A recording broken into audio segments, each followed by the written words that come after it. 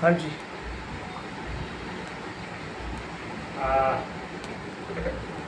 सारे में सत श्री अकाल जी, नमस्कार आदाब। मैं रिशपाल सिंह गिल, मुख्य सेवादार नेशनलिस्ट जस्टिस पार्टी। आज मैं हिंदी में बात करूंगा क्योंकि हमारे पास मेरे साथ में बैठे हैं डॉक्टर कुमार धर्मेंद्र जी और इनके साथी हैं।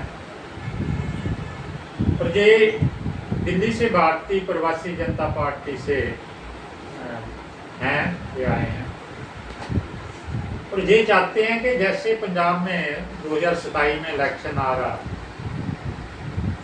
ये चाहते हैं कि पंजाब में, क्योंकि खास करके जो हमारी पार्टी के मुद्दे हैं, जो बुनियादी मुद्दे हैं हमारे, जो शिक्षा के अधिकार का बात है, चाहे चिकित्सा जो सेहत की है, मेडिकल फैसिलिटीज की है, और दूसरी जो रोजगार की बात है, न्याय की बात है, ये चीज़ें हैं, ये बेसिक चीज़ें हैं जो जिनके ऊपर हमें हमारी जो नीति बनी है, जो बात इनसे डिस्कशन हुई है, इन चार मुद्दों पे हुई है कि अगर देश की जनता को ये चार चीज़ें जो हैं अगर वो प्रोवाइड करा दे, सरकार करा they provide without any line लगे हुए, लाइन लगा के मत प्रोवाइड करवाए, बहुत फ्री प्रोवाइड करवाए, तो सारी समस्याओं का हल निकल जाए। बेसिक चीज़ है कि जिस चीज़ पे हम स्ट्रेंथ करते हैं, क्योंकि जो हमारा गरीब है और शरीफ आदमी है, वो इन मुद्दों में उसको जो भड़काया जा रहा है इन सरकारों की तरफ से, वो भड़काया और तरीके से जा पोलराइजेशन लेवल पे ले जाते हैं और पासे ले जाते हैं, लेकिन नौजवान का जो सही जो उनका मुद्दा है उस पासे ये नहीं जाने देते।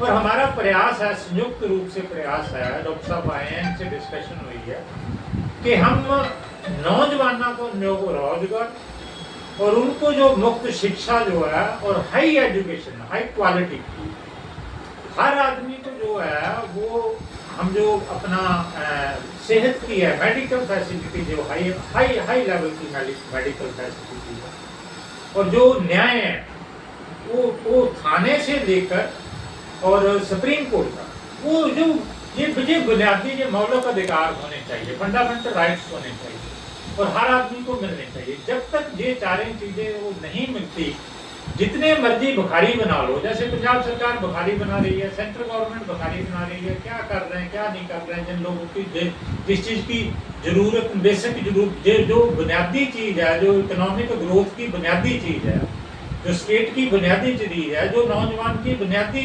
मांग है, जो हमारे सीनियर सिटीजन की बुनियादी मांग है, जो हमारे बचपन की बुनियादी मांग है, उनको तो ये उठा ही नहीं रहा। ये तो लोगों को आर्थिक तौर पे निर्भर होने की बजाय, निर्भर करने की बजाय उनको भिखारी बना रहे हैं। और हम ये चीज़ जो चलने नहीं देंगे, ये जो अंधभक्त इन्होंने बना लिए हैं, ये सिलसिला जो चल रहा है, इसको हम चलने नहीं देंगे। और हमारा यही डिसीजन हुआ है कि हम संयुक्त रूप से इन लोगों को कंपेल करेंगे, जहाँ तो ये आओ, इस लाइन पे आओ, जिस लाइन पे हम बात करते हैं, जिस लाइन पे हमारी आइडियोलॉजी है, इन चार चीज़ों पे आ जाओ, तो जहाँ फिर गद्दी छोड़ दो। जनता आप ही काम कर लेगी, आप ही राह चला लेगी, आप ही सत्ता संभाल लेगी। अगर कर सकते हो तो कर लो, नहीं है तो गद्दी छोड़ दो। नहीं छोड़ोगे तो देखो आपको गद्दी छोड़नी पड़ेगी, जनता जो है वो गद्दी छुड़वा लेगी। है एजिटेशन जो चल रही है, चाहे जो दिल्ली में चल रही है, पंजाब में चल रही है, हर जगह पे चल रही है, हम हाई लेवल पे जो है ये एजुकेशन को चलाएंगे। जिस रास्ते पे ये जनता को लेके जा रहे हैं, चाहे वो केंद्र सरकार है, चाहे वो राज्य सरकार है, ये रास्ता बर्बादी पे जाके खत्म हो जाता है। और इन लोगों का जो पेट भर जाएगा तो फौरन में दौड़ जाएंगे ये, लेकिन इनको भागने नहीं देंगे। अगर काम करना है तो भाई इस तरीके से करो, नहीं करना तो घर में बैठो आराम से बैठो। और जिन लोगों ने भी ये जो देश को लूटा है, जो जनता को लूटा है, जो गरीब आदमी को लूटा है, जो शरीफ आदमी को लूटा है, उसका भुगतान नहीं करना पड़ेगा। ये आपको मैं बताना चाहता हूँ आज के जो सो कॉल्ड नेता है। और हम संयुक्त रूप से आने वाले जो इलेक्शन है पंजाब का है, और जितने भी हम ख्याल लोग हैं, उनसे संयुक्त रूप से हम जो है जो जो बुनियादी चीज़ें हैं जिसके लिए हमने फाइट किया जिन 4 चीज़ों के लिए, वो संयुक्त रूप में हम इसके लिए संघर्ष करेंगे और हमें आस है कि जनता का हमें पूर्ण सहयोग मिलेगा। सो मैं डॉक्टर साहब से भी कहना चाहता हूँ कि आप भी अगर 2 शब्द कहना चाहते हैं तो प्लीज। कि भारतीय प्रवासी जनता पार्टी का पहला मकसद है बासी प्रवासी और प्रवासी एकता। सारी पार्टियां जनता को बांट कर कार्य करती हैं, सत्ता स्थापित करने की कार्य करती हैं। हमारा सत्ता स्थापित करने का कोई मुद्दा नहीं। हम व्यवस्था परिवर्तन चाहते हैं और व्यवस्था परिवर्तन तब होगा जब बासी प्रवासी और अप्रवासी एक हो जाएंगे। हम कहीं पर भी बासी प्रवासी के बीच में कोई झगड़ा नहीं चाहते। हमें उन बच्चों की भी चिंता है जो विदेशों में रह रहे हैं अप्रवासी के रूप में। अगर पंजाब एक मॉडल स्टेट बनेगा तो हमारे वो बच्चे भी वापस आएंगे, उनके ऊपर से भी अप्रवासी का लेवल हटेगा और पंजाब के अंदर वह क्षमता है कि वह एक मॉडल स्टेट बन सकता है।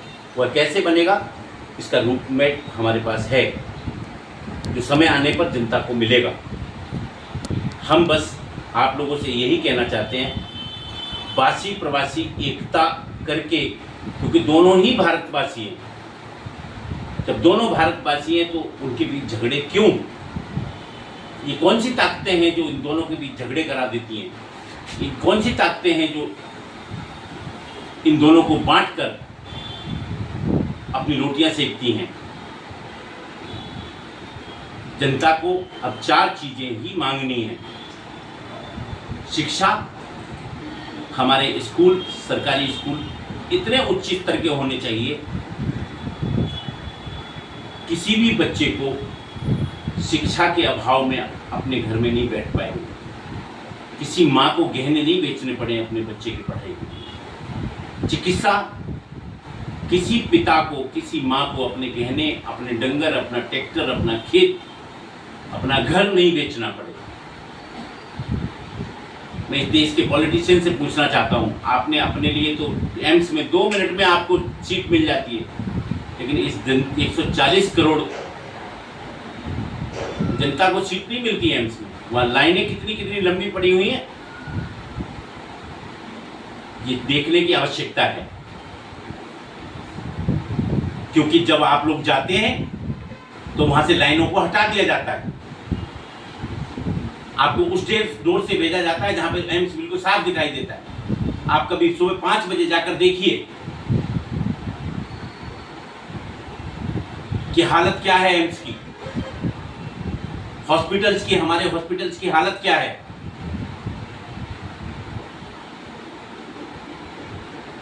न्याय, जब स्टेट के फेलियर की वजह से क्राइम होता है तो न्याय के लिए जनता क्यों पे करेगी?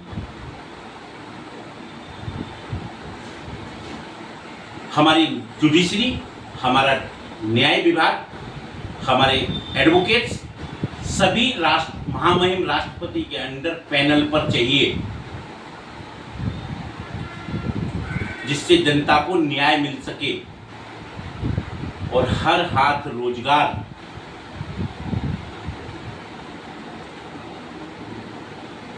कैसे होगा, इसका रूट मैप है हमारे पास। ये समय आने पे जनता को मिल जाएगा। लेकिन ये हैं 4 अधिकार, शिक्षा, चिकित्सा, न्याय और रोजगार। यह हैं 4 अधिकार। कब दे रहे हो सरकार, बस इतना बता। हम तो जो सरकारें इसको दे दें,